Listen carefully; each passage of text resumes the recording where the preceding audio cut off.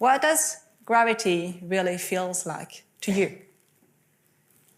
And you may think of gravity as being associated to the pain you feel upon impact, upon a fall, but that in itself has got nothing to do with gravity. The pain you feel upon impact is related to the contact forces between solid objects, and particularly to the electromagnetic atomic bond within the cells of a body and that of the ground, and actually to Pauli's exclusion principle that prevents, for instance, two electrons from sharing the same state at the same time. And so the cells of a body and the atoms of the ground have to adapt for each other upon impact. That on itself has got nothing to do with gravity. So to really experience gravity much more truly, we should really extract ourselves from all the other forces, for all the other phenomena. And then somehow a lot of my friends often tell me that I should just go skydiving, ideally without a parachute. I don't know what they mean by that. So that I can really experience this feeling of freedom. But I'm not entirely free there. I'm not entirely in free fall because of the friction of the air that still pushes against the front of my body. But on the rest of your body, you don't feel anything at all, even though gravity is clearly acting on you.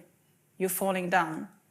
But you don't feel anything at all because gravity is acting on every cell of your body in exactly the same way. And so they're not pushed or torn apart.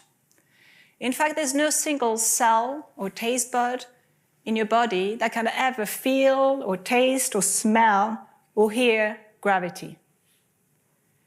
If you're experiencing gravity in outer space, for instance, orbiting the Earth, you will be falling so freely that you don't feel anything at all.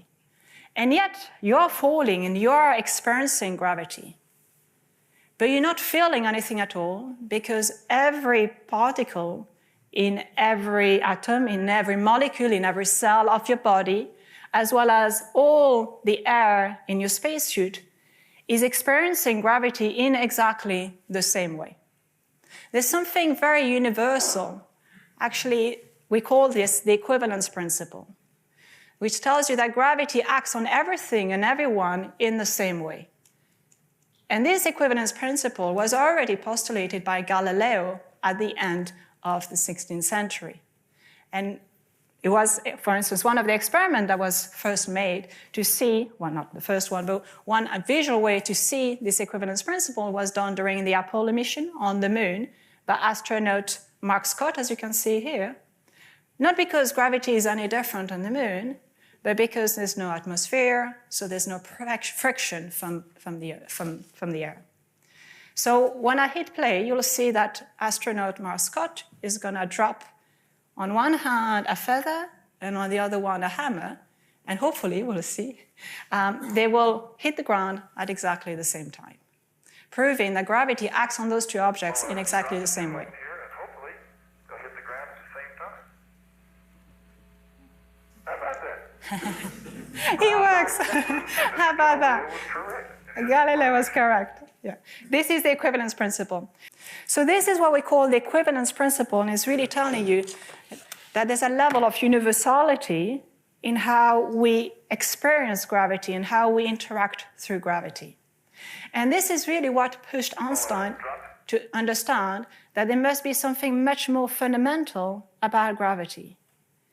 If everyone throughout the universe experiences gravity in the same way, and you can be something as heavy as a black hole or a hammer, not quite as heavy, or as light as a feather, or even as light as light itself, and you'll still be experiencing gravity, it means that there must be something quite deep in this way we understand gravity. It can't just be about two masses interacting with one another.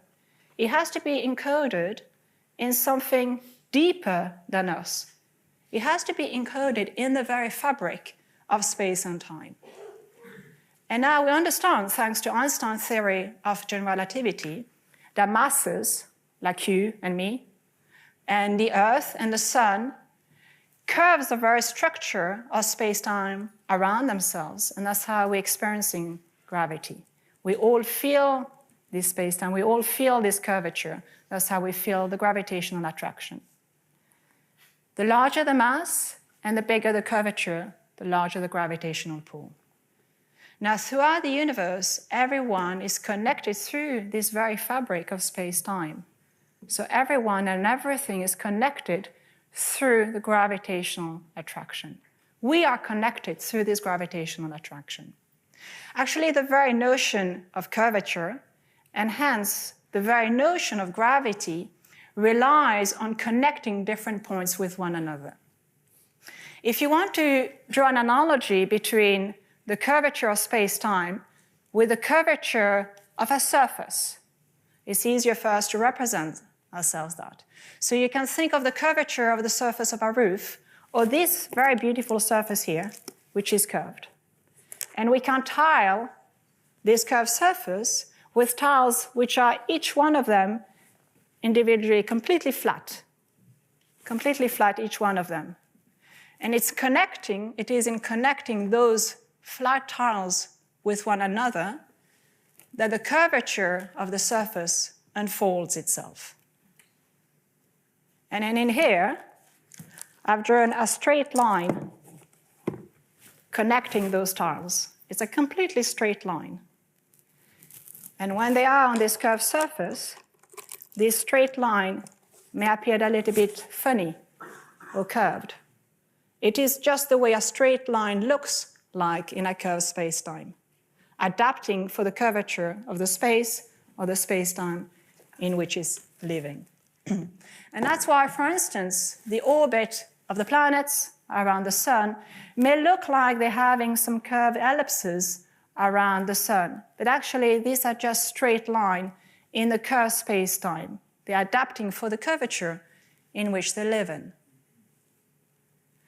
Now, for me, this experience is very tangible because throughout my life, I have been moving from one place to another, very conscious at every step on how to connect between these different points, from Switzerland to Peru to Madagascar to France to Indonesia to Canada to the UK to the US, back to the UK. And every time, as I left behind everything and everyone that made me who I was that far, it became clear that my entire existence, but also all of your entire existences, are nothing other than a patchwork of events in space and time. And it's up for me, up for all of us, to connect between them. In fact, there's never such a thing as a twisted life path in a straightforward world. Rather, we're all experiencing straight trajectories, adapting for the complexity for the world in which we're living. And throughout those journeys, the whole sky and nature at a more fundamental level is always there with us, a little bit like family. So whether we know it or not, and I know you do know it, but I think that's why we're all inhabited with a desire to understand nature at a more fundamental level. So let's do that. Let's understand the fundamental forces of nature. And let's start with the one we understand the best, the electric and magnetic forces. In this very theater, some 225 years ago, amazing, some of those experiments with electric and magnetism were done by Faraday himself. He's one of the first that realized that the electric and magnetic forces are not two disconnected phenomena. They're actually two different manifestations from the very same phenomenon. We know that the magnetic phenomenon has helped us as a civilization to travel the world for thousands of years. But that's actually nothing as compared to the impact that the electric force has had on hair fashion, as we all know. So this is something that we've done last week, because there's a small chance of having a heart attack when you do it. This is to show that without the electric force, gravity wins. But as I'll switch on, you'll see that the electric force is so much stronger than the force of gravity. So when I put it on, you'll see her hair will go up. And what I'd like you to see and to really realize is how just through the transfer of a few electrons in her hair, there is some electromagnetic repulsion that compensate the gravitational attraction from the Earth. And just realize how weak the gravitational force is. Just a few electrons on her hair can compensate the whole gravitational attraction from the Earth. This is remarkable. So how about that? And we had a few screens switching off, and my audio is off as well. So this is to show the effect. One thing you can notice here is that there's sparks coming on. There are sparks of light. The sparks, we'll see if things go back on again or not. But it's intentional. It's to show you that related to a discharge of electricity, there's a production of light because electric charges are being accelerated through this discharge of electricity. And actually, Faraday himself was one of the first ones to postulate a connection between light and some electromagnetic vibrations. Nowadays, we understand that when we accelerate electric charges, we produce an electromagnetic wave. This is just a very fancy way to say we produce light. Light is actually the messenger for the electromagnetic wave. The electron, they communicate some sort their electromagnetic repulsion against each other through a messenger, which we can think of it as light. We know there's lightning when there's a quick discharge of electric field, for instance, during a storm. And we're using that in our everyday technology now, of course. We're using this in the bulbs, which rely on electron being accelerated back and forth to produce light. Or we rely on that for telecommunication in antennas, which is also acceleration of electrons that produce radio waves for telecommunication. Radio waves are nothing other than electromagnetic waves at a particular frequency. It's just light. We're using that in our everyday life. So why am I talking about all of this? Really, we are here to understand the secrets of gravity. And I said that gravity maybe is a manifestation of the curvature of space-time, maybe it's not a force. And you probably heard that a lot of times, that gravity is not a force. And yet I'm standing here and I'm talking about a force, electromagnetic force, because deep down, gravity is a force. Deep down, gravity, even though it is a manifestation of the curvature of space-time, it has hidden in it a force in itself. And it can be described in exactly the same way as the electromagnetic force.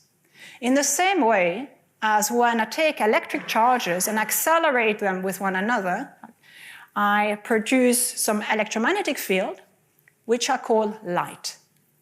Now, when I take masses, which is my analog to the electric charges for gravity, when I take masses and accelerate with respect to one another, I produce gravitational waves, which I personally like to call light. But that's not a simple, this is just me. Now, when I shake my hands like this, I do produce gravitational waves. Do you feel them? Don't say yes, please. The intensity of those gravitational waves when I do that is so small that we're never going to detect them, and ever again. To produce gravitational waves with sufficiently high intensity and magnitude to be observable, we need huge objects, very massive objects, and accelerated very close to one another. So thank you for not saying yes, whether you feel my gravitational pull. So for instance, two stars or two black holes about to merge. When they are about to merge, they produce gravitational waves, and those gravitational waves, once produced, they travel through space and time over millions of years to reach us here on Earth, and we can detect them through our instruments which measure how space and time get distorted as gravitational waves pass through. So this instrument, we call them interferometer, and their role is to measure distortion in space in various directions. As gravitational waves pass through, we can recognize a signal, as you can probably see on the top left. You may recognize this signal. This is the first signal of gravitational waves ever observed here on Earth in September 2015. And the announcement of that was on February 11, 2016. On the day of the announcement, you could pick up any newspaper throughout the planet on any language that you want, and the headlines would read, "Einstein was right."